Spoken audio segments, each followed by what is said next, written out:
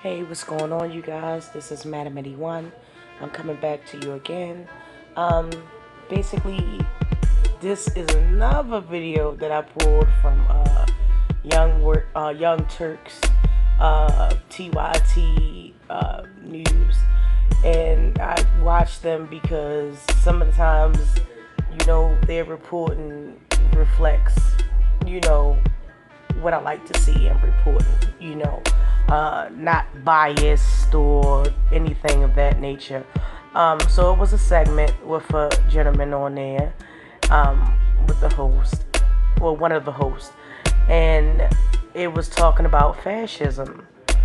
And it was also talking about Trump and Pence and, you know, how they're slowly but surely bringing fascism, into the fold, and it's working. And the main reason why it's working because um, we all have our opinions, and I understand that, and every opinion should be respected, regardless if you jive with it or not. But what Trump and Pence are doing to this country, and no, not by any means do I mean just them fucking up the country. Excuse my language. It is a whole gambit of them doing that, from Bush to Obama, and this. And I know a lot of people gonna be like, Obama, yeah, Obama. Check your boy Obama out. He signed an executive order for martial law. Y'all need to go check that out. But that's what they gave us. Not by any means. Let me just state for first and foremost that I'm not a Republican. I'm not a Democrat. I don't subscribe to any of that organized political stuff. I'm not an atheist. I don't subscribe to any organized religion. And with that being said, at least you know where I stand. A lot of the things that I will say now and in future videos that I do may come off to some people as, me not liking Christians or Muslims or whatever the case is. I respect every religion. I don't have an issue with it. I just can't subscribe to, the lies that's been told. So, that's my opinion. I speak for no one else but myself. So, at the end of the day, that's what I'm standing on. And same thing with politics. Politics is a lie. People that want to, claim Republican, Democrats, independents, all this. You have to understand one thing about all of these people, regardless of what side you're on. These people are friends. These people go to dinners with each other. These people donate to each other. These people have family and social functions with each other. That's why I'm not a Democrat or Republican or anything else. I'm not any of that. I'm not, with none of that. Because as far as I'm concerned, it's the same one. And every couple of years, one side gets bashed, which is the Republicans, or the Democrats. They take a turn. It's like vice versa. They take their turns getting bashed. And the thing was with Obama. And the one thing about Obama, when they're saying that he was president and he was a black president, no, we had several black presidents.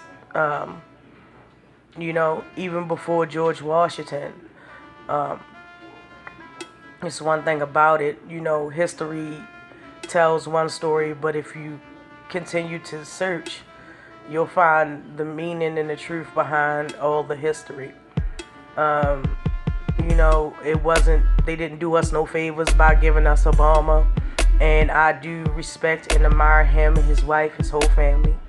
Not by any means I'm bashing, but brother sold out.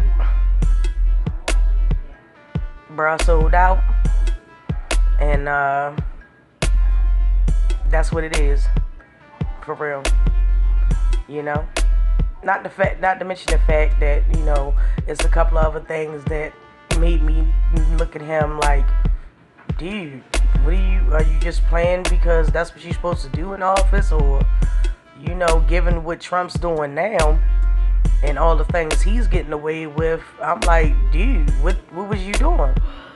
You had all this power, but yet you didn't exercise your power. You didn't do anything for people of color. Yeah, you had the DACA and the Dream Act, and yeah, those little things. What about reparations?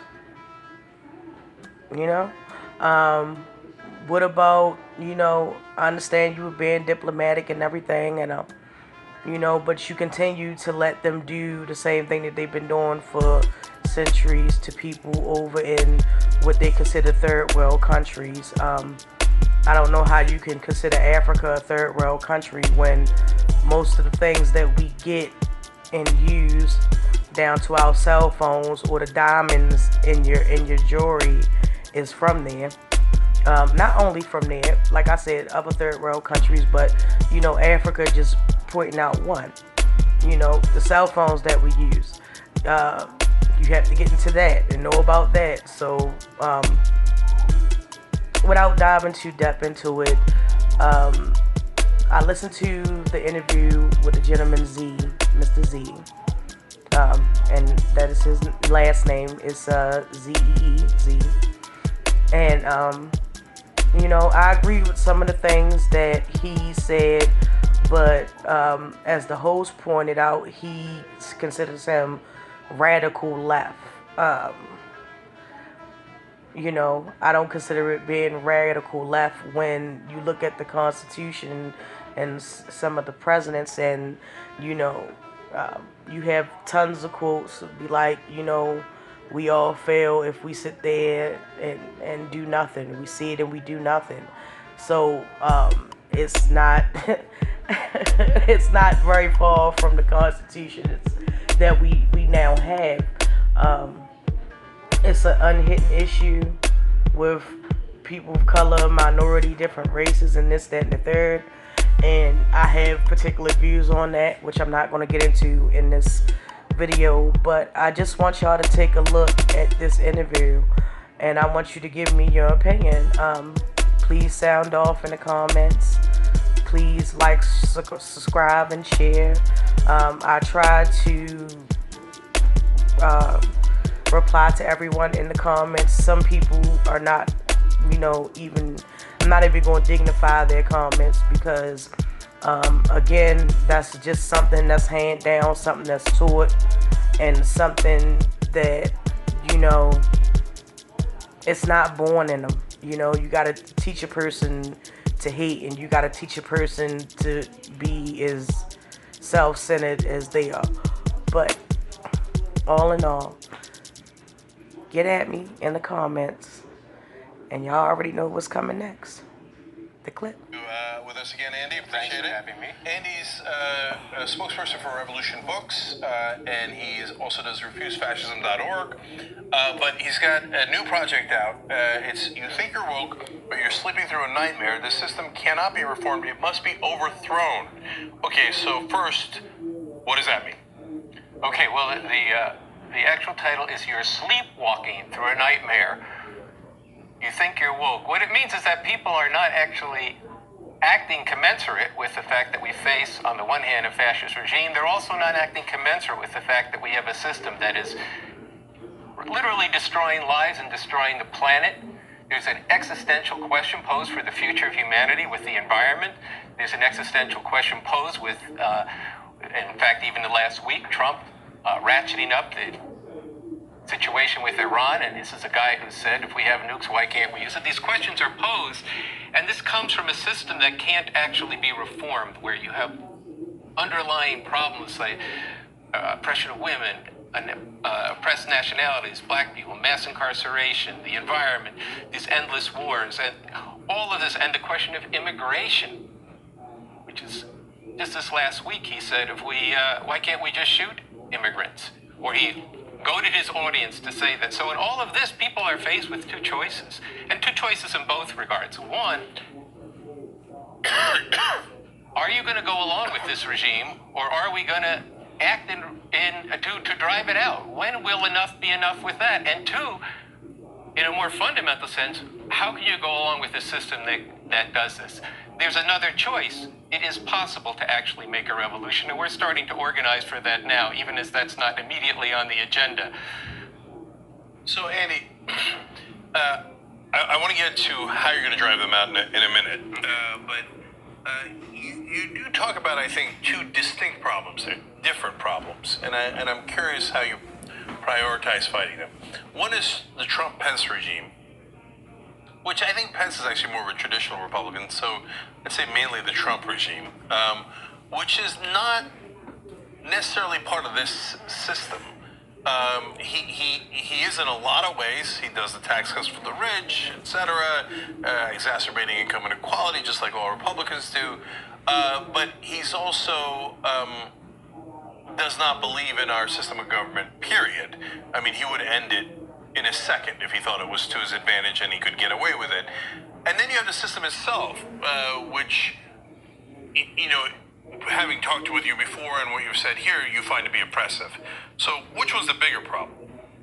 Well, the fundamental problem is the system itself. It's not just here. It's a worldwide system of capitalist imperialism. It's a system that depends on exploiting people here and around the world, and exploiting the planet as well, and where you have different blocks of corporations, capital, competing with each other within a country, and countries themselves competing with each other. And this has put us in tremendous peril, but they're very related. Trump is a product of the system, and so is Mike Pence, a representative of not only the system itself, you say a traditional Republican, but he's actually somebody who's a leading spokesperson for a movement that I would say is a Christian fascist movement that actually does want to and has been working for decades to transform the actual ruling consensus within this capitalist system in this country to a judicious, legally a Christian nation, even though that's been the history of it. But you say, what's the relationship between these problems?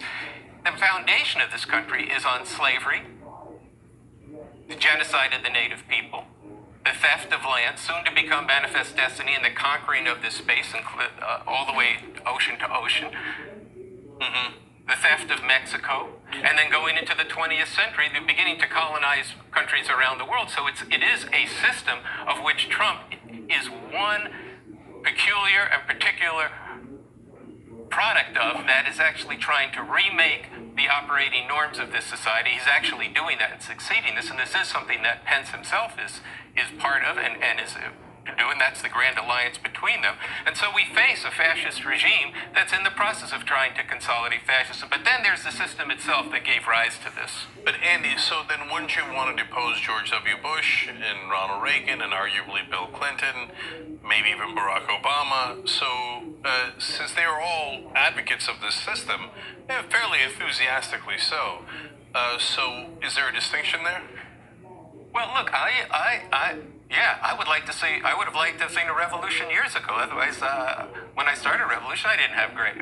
I didn't start a revolution. When I got involved, I didn't have gray hair. I had hair all down to my back out of the 1960s, and met or heard a speech by and read the works of Bob Avakian, a revolutionary leader, and said, okay, there's actually, not only do I dislike what the U.S. is doing in relationship to black people, Puerto Rican people, the island of Puerto Rico, what's also doing in Vietnam, and the whole culture of the madmen society I grew up in, but there's actually a way out of it. So yeah, I think we need a revolution. We've needed a revolution for a long time.